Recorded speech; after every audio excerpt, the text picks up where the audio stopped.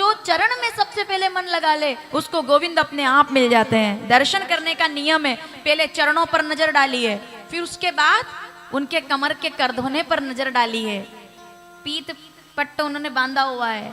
उसके बाद अभी मुखारबिंद पर नहीं जाना है, उनके वक्षस्थल का दर्शन कीजिए, कौस्तुभ मणि से सजा हुआ है मेरे नारायण का वक्षस्थल। और फिर एक तरफ हमारे भगवान, हमारे ब्राह्मण देवता का चरण उनके हृदय पर सुशोभित है, जो लात मारी थी वो सुशोभित है, वो दर्शन करें। और उसके बाद फिर मुखारबिंद में क्या, सबसे पहले आंखों को देख करके और अपना समर्पण कर दे के जो है बस यही है, इसके सिवा और कुछ नहीं है।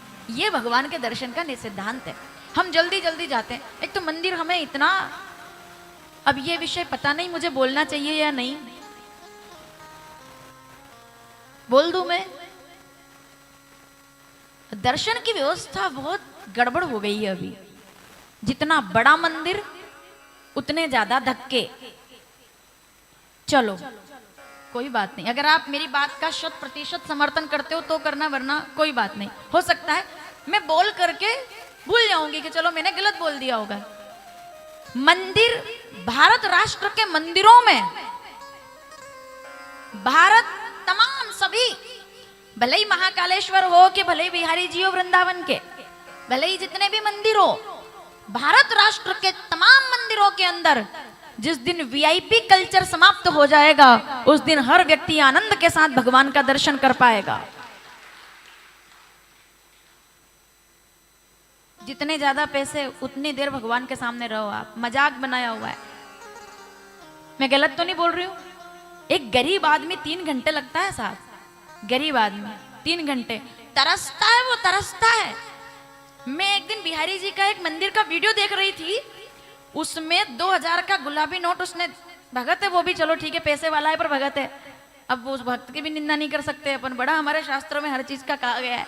अब वो भी भगत है बेचारा, वो भी 2000 रुपए, उसके पास टाइम नहीं है, उसको फैक्ट्री संभालनी थी आगे जाके, उसको काम बहुत। 2000 का नोट उसने नारियल पे रखा। अब पंडित जी ने नारियल बाद में देखा पहले, अब मैं क्या करूं, मुझे बोलना पड़ेगा, ये गलत तो नहीं बोल रही हूं मैं।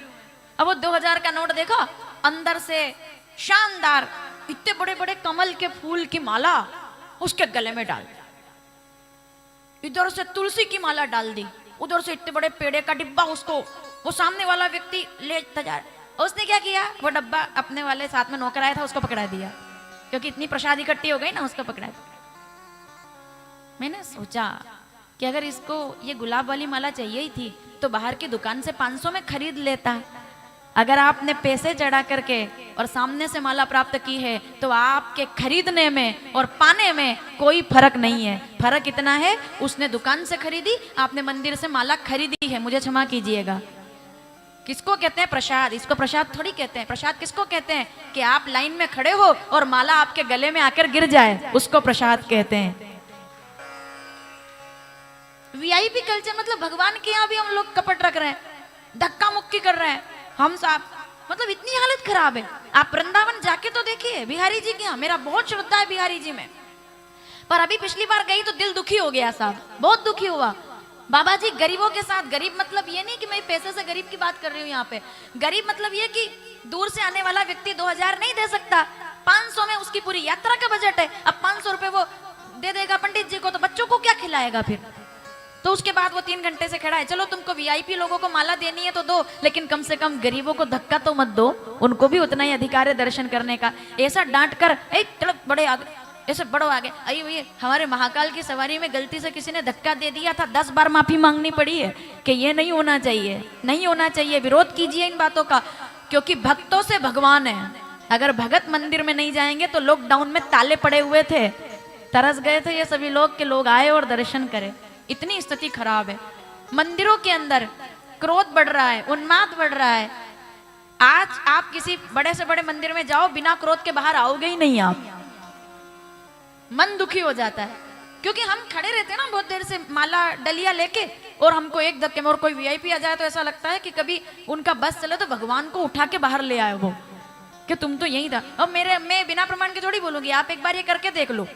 किसी बड़े मंदिर में जाओ और ऐसे नकली थोड़ी माला वाला थोड़ा अच्छा सोने की चेन एक बनवाओ नकली, नहीं मैं सही बोल रही हूँ, प्रैक्टिकल बात है। थोड़े सोने की कड़क ऐसी चेन बनाओ कि मतलब आप करोड़ों लेके घूम रहे हो जेब में, ऐसे सोने का कड़ा बनाओ, 10 अंगूठी पहनो सोने की, फिर अच्छा सफेद कुर्ता पहनकर फिर जाओ मंदिर में। क्या बात कर रहे हो आप, आगे आगे पंक्ति में कर देंगे आपको कि पैसे वाला भगत है। तो मैं आप व्यासपीठ से कुछ भी गलत नहीं बोल रही हूँ ना, मैं विरोध कर रही हूँ, लेकिन मन दुखी होता है ऐसा। और वहीं कोई मालवा से, छत्तीसगढ़ से, छत्तीसगढ़ के लोग तो वैसे ही सीधे साधे होते हैं, बिहार से तो वैसे ही गमछा डाल करके उनका श्रृंगार है, आभूषण है वो बिहारियों का, तो वैसे ही गमछा डाल करके हम मालवा के लोग दुपट्टा बांध कर पहुंच जाते हैं। इधर तो लगा तो तुरंत एक धक्के में अंदर, दूसरे धक्के में बाहर। क्यों भाई, अधिकार तो सबको है। वीआईपी कल्चर खत्म होना चाहिए। अगर आप भी चाहते हैं तो जोरदार ताली बजाइए। और वीआईपी दर्शन किसी को करना है तो उनके लिए बाहर दूर व्यवस्था करनी चाहिए कि भैया आपको यहाँ टीवी में दर्शन होगा। जब तुम्हारे पास टाइम नहीं है, तो जब तुम्हारे पास ही टाइम नहीं है तो उनके पास कौन सा फुर्सत में बैठे हुए हैं वो। तुम्हारे पास टाइम नहीं है तो वो फुर्सत में है क्या। इतना व्यापार बनाया, इतना गरीबों के, फिर भगवान कहाँ रहे। फिर वो इंसान सोचता है कि अरे भगवान अगली बार बिहारी जी को टीवी में प्रणाम कर लेंगे, इतनी दूर आके भी दर्शन तो मिला नहीं। दर्शन तो उसको मिल गया जो उधर से लाखों का धन। विरोध नहीं भाई किसी का, पर यह है कि मंदिर में भेदभाव नहीं होना चाहिए। मंदिर में व्यवस्था बंद होनी चाहिए वीआईपी लोगों के लिए। सब एक समान, सबका अधिकार, एक पंक्ति होनी चाहिए मंदिर में, केवल हमेशा एक पंक्ति। राजनेता आ जाते हैं, फिल्म एक्टर आ जाते हैं, सब ऐसे खुश होते हैं जैसे अभी मैं तो प्रमाण के साथ, बिना प्रमाण के मेरा एक शब्द व्यासपीठ से नहीं रहता है। अभी हमारे महाकाल मंदिर में बड़ा टीवी एक्टर आया, उसकी पत्नी भी साथ में आई, उसके वस्त्र मर्यादा वाले नहीं थे। महाकाल मंदिर को इस बात पर ध्यान देना चाहिए, क्योंकि अब तो मैं तो सन्यासी हूं, मेरे पास तो अधिकार है बोलने का। सन्यासी इसीलिए मैंने तो कि कल भी प्राण जाते हैं तो जाए, ये भगवा पहन लिया अपन ने तो अब बिल्कुल परवाह नहीं है। अब तो ना कोई आगे ना पीछे, अब कोई दिक्कत नहीं है मुझे, मैं तो विरोध करूंगी सीधा। अगर आप ये करते हैं तो ये गलत है। और आप जानते हैं अगले दिन अखबार में फोटो आता है एक्टर का, बोले आज मशहूर फिल्म अभिनेता ने भोलेनाथ का दर्शन किया, मानो भोलेनाथ आज धन्य हो गए। निकाल लीजिए अखबार की कटिंग। अच्छा उसमें क्या है फिर, वो दोनों हाथ जोड़ के खड़े हैं, शंकर जी गायब, क्योंकि फोटो की फ्रेम बराबर नहीं आ रही थी। वो दोनों खड़े हैं ना, तो महाकाल नहीं दिख रहे उसमें, खाली एक्टर और वो दिख रही है पत्नी उसकी, जिसने अमर्यादित वस्त्र पहने हुए हैं, और वो गई है गर्भगृह में, उसको रोकने वाला कोई नहीं है। और वहीं कोई गरीब किसान अगर गलती से थोड़ा सा इधर से उधर हाथ लगा दे, ऐसा डांटते हैं जैसे कोई इनके घर पे कब्जा कर लिया हो उसने। क्यों फिर किसके हैं भगवान? फिर मंदिर में ऐसे भगवान रहेंगे क्या? फिर तो हम जहां जल चढ़ा देंगे वहीं भोलेनाथ हमारे लिए प्रकट हो जाएंगे। लेकिन ये है कि मंदिर को बहुत ज्यादा जरूरत है व्यवस्थाओं को सुधारने की, वरना केवल अमीर ही अमीर नजर आएंगे। और एक बात याद रखना, जिस मंदिर में कोई भगत नहीं जाएगा, फूलों की टोकरियां नहीं होगी, हर हर महादेव के नारे नहीं होंगे, लाइनें नहीं लगेगी, तो वहां मंदिर तो रह जाएगा लेकिन भगवान नहीं रह जाएंगे। पैसे में थोड़ी भगवान है, श्रद्धा में ईश्वर है। हम उसी ईश्वर को हर जगह देखते हैं, लेकिन जब श्रद्धा से दूर दूर कितना खर्चा करके जाते हैं, तो हम मंदिर प्रशासन से, हर व्यक्ति से हमारा निवेदन है कि इस पर हमारे जो धर्म के बड़े बड़े शंकराचार्य हैं, उन लोगों को इस पे एक अल्टीमेटम जारी करना चाहिए कि किसी भी मंदिर में कोई वीआईपी व्यवस्था नहीं रहेगी। बंद करो, हटाओ सब, हाथ जोड़ो और पूजा करो। आप मंदिर प्रेम से जाएं, भाव से जाएं। तो भाई दर्शन करना हम सभी के लिए बड़ा विशेष जरूरी है। हमारा दर्शन कैसा हो, तो कैसे मंदिर जाएं? चरणों को देखें, कमर का दर्शन करें, वक्षस्थल का दर्शन करें, आप मस्तक का दर्शन करें, मुकुट का दर्शन करें। बहुत आवश्यक है कि हम ऐसे दर्शन करें भगवान का।